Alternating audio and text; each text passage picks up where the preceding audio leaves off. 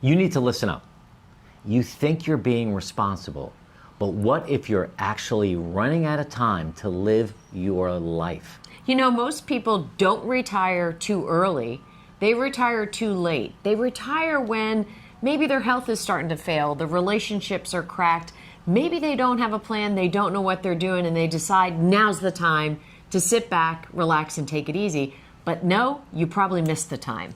You weren't meant to grind for the rest of your life. You were meant to work for a certain period of time and then enjoy this phase of life. And we're going to show you today exactly how you can do that. You know, I left work when I was 53 years old, corporate circumstances, a big merger with my company and a fierce competitor. I didn't plan on leaving work at that time. Honestly, when I tendered my retirement, proposal, I'll call it, I thought for sure they were going to say to me, no, we can't live without you. That didn't happen. Actually, they were like, great, by Monday we'll have someone else in your seat. You can mentor them for a couple of months, and then you're out after 35 years. That was hard news to take. I'll tell you, I didn't miss the meetings, or as my mom says, I didn't miss the circus, but I sure did miss the clowns, right? So I didn't miss the meetings, but I sure did miss the people and the value and the pride and the loyalty and the teamwork, the camaraderie. I mean, I could go on and on. In fact, sometimes I still miss it a little. Yeah. And for me, it was a little bit different. I was the fourth generation owner of a family insurance agency that my great-grandfather started in 1910. And when my brother Chuck and I decided to sell it in 2013, part of my identity, part of who I was, died that day. And it took me a while to fully embrace working for the new company, but then I was all in. I loved working for Brown & Brown. I loved the hierarchy. I loved the mentality of the business where it was a mediocrity. No, what's the word? Meritocracy. Meritocracy. Yeah, my English is terrible. Maybe it was mediocrity. No, I was mediocre in a meritocracy society. But I was one of 125 office leaders around the world. And we got together 4 times a year to meet, to share ideas. And I loved that all of the energy around it until I didn't. I sold the company at 55, and I thought I'd work till 65, if not 70, if not even longer, and continue to work for that firm and work in the acquisition department, doing mergers and acquisitions of other insurance agents that I knew around the country. But then I don't know what it was that happened, but I realized that I needed to leave. It's a longer story, but I left, and I don't regret that at all. I struggled with the decision, but then once we left and we started to we had a bad start because we got unhealthy. But now I look back at 68 years old, yesterday, day before, I'm so grateful that I left when I did and was able to really grow as a human and land in this space that we're in right now, doing what we're doing now. So for me, it was a different journey, but for us, it was the same outcome. Leaving at 55 or 56 or 60, whatever it is, if you're on the fence, this is the time to really make that move. Now, before we go any further, there is a download down below. It's the 1-year retirement download. Yep. Download that and really ask yourself the questions that are in that download and see how you answer them. Now, here's why a lot of people get stuck and don't leave their job. Number one, you stay for the structure. And I get it. I had a lot of structure, and I loved it. Because when you enter retirement and you don't have structure, that is, I don't know if it's the number 1 or number 2, but it's a top 5 reason why people fail. So having that structure is comfortable, right? You have a reason to get up in the morning. You have somewhere to go. You have people to meet. You have things to do. People want your help. You get to share your wisdom. All of that is important. Right. But don't get stuck there, because you can find that in this phase of life. It's funny that you use the word fail in that, because the next thing I would say is chasing your old version of success will not work for you in retirement. You have to redefine success for yourself. It's no longer accumulating more money. I mean, sure, you can put money in the market, you can move things around, you can play, those types of money management games and see some financial success, but that's no longer your key item for success. Success may now look more like peace, joy, physical activities. I know I've set a goal for myself on the physical side. I'm just trying to be able to do one pull-up. Do you know how hard it is to do one pull-up at 60 years old? I can hang and lower myself, That's cool. But I can't actually pull myself all the way up yet. Do you use the band? I get to like my teeth. What about the that's band? As far as you put your knee in the band? I've tried the knee in the band yeah. thing. I feel like that's a little too assisted. That's I helpful. really want to Well, try maybe it. I'll come to the gym with you and I can stand behind you and I'll lift you. Yeah, that I could won't use happen. that. So here's the third area where people get stuck and don't leave their job. Is they assume, or maybe you assume, you'll figure it out when you get there. I can't tell you how many comments we get from people who said, I retired a year ago, I got bored, I started to drift, I started to get unhealthy, I went back to work. And that's because they didn't really put a lot of thought into this phase of life. You have to do it with planning and intention, or you will fail at it. Right. So it's really important to be able to do that. So let's talk about reframing this for you and reframing your next chapter.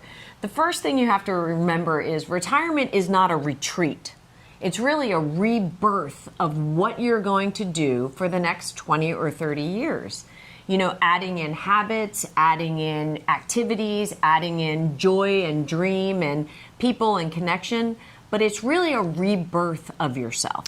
We are starting to use new language around this idea of retirement. And retirement was first used in the year 1550. And it was defined as leaving something, leaving a job. But back in 1550, you'd leave your job and then you pretty much left because maybe you died or you got killed in a war or whatever. I mean, you died from a disease. Significant physical labor, right? So retirement was defined as sit back, take it easy, and do nothing, and retreat, and just get old. So we are now using the word discovery years. So to Jody's point about retirement is a rebirth, these are the years where you can discover who you are, what you were meant to do. Right. Taking your passion and doing something with it sure, you can get paid, you can do it for free, whatever it might be, but this phase of life is amazing, the discovery years. We love that word. And that also leads to the next thing. You already have what it takes, right? You've led, you've solved, you've done the math, you've saved, you've done everything. You already have what it takes to be successful. So you're not really starting over, you're redefining and re-implementing those skills, which it could be a really exciting time for everyone. And here's another mindset shift to think about. This phase of life, your discovery years, could actually be your best phase of life. For me, it is 100%. When I was in my business, I loved it. I loved it every day. I loved the people, the challenges, growing the business, all my clients. I loved mentoring and coaching and leading and failing and learning and picking myself up again. And I thought, I'm so happy I did it. Now I can retire and do nothing. Well, that phase of life for me was practice and learning to get where I am now. And this phase of life is just amazing. You just got to go about it a certain way. So let's talk about some takeaways. Like, what can you actually do to kind of motivate yourself to get into this next phase of life? So the first thing, you want to audit your energy. Where is your energy? Do you really get a lot of positive energy from your work? And maybe you do. Yeah. But what are the things in your job that bring you energy? What are the things that take away your energy? And think about trying to do something for the next 20 years around everything that you get energy from and getting rid of the other stuff. Yep. The second thing I would do is start journaling, really defining for yourself what the word fulfillment means. What can it look like for you in the future? What action steps do you have to put in place? What pieces are missing of your fulfillment pie? And really ask yourself the same question over and over to gain clarity around that word fulfillment. Third thing you can do is schedule a lunch or a breakfast with an old colleague of yours who is retired. Yeah, I love that. Who is doing well. Someone that you see them on Facebook or Instagram, or you bump into them once in a while and they tell you what they're doing. They have a hobby, they have a new sport they're learning, they're grandparenting, they're traveling. Speak to other people who are on the other side, like us, and having scheduled a lunch with someone that's doing well in retirement is a good way to get a different view and a tangent on what retirement can be. I think the next thing you can do, which is a really important step, is ask your partner or spouse, how aligned are you on your retirement time frame, on the definition of that word fulfillment, on what your vision is for the next 20 or 30 years. Are you walking in lockstep? Do you have different ideas? I know we have a lot of subscribers that write to us and say, one of us is dying to travel, bags are packed all the time, the other one just wants to stay home. Or one of us wants to downsize, the house is already on the market, the other one doesn't want to sell. It's important to try to define whether or not you're aligned or not. Here's another thing you can do to push yourself or stimulate the idea of leaving your job. I don't know what day it is today for you, but start one new habit this week. Something new, something that you've never done before. It could be exercise, it could be walking, it could be journaling, it could be reaching out to a friend and tell them how much you appreciate them, work on your relationships, work on something in the 7 pillars, but do something different, do a new habit, and all of a sudden you're going to say, that feels really good. Imagine if I had more time to do things like this, how much better I'd feel versus being in the grind for another 10 years. Yeah, we had a client who was a solo retiree who actually, along with her very best friends, they did that. And they had 52, so one a week.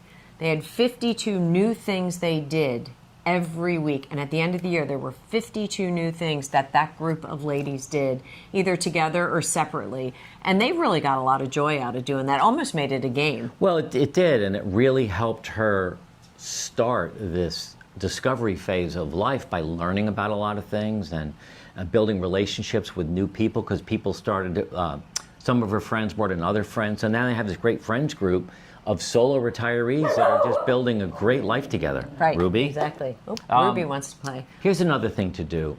Start thinking about post-career. What will it look like?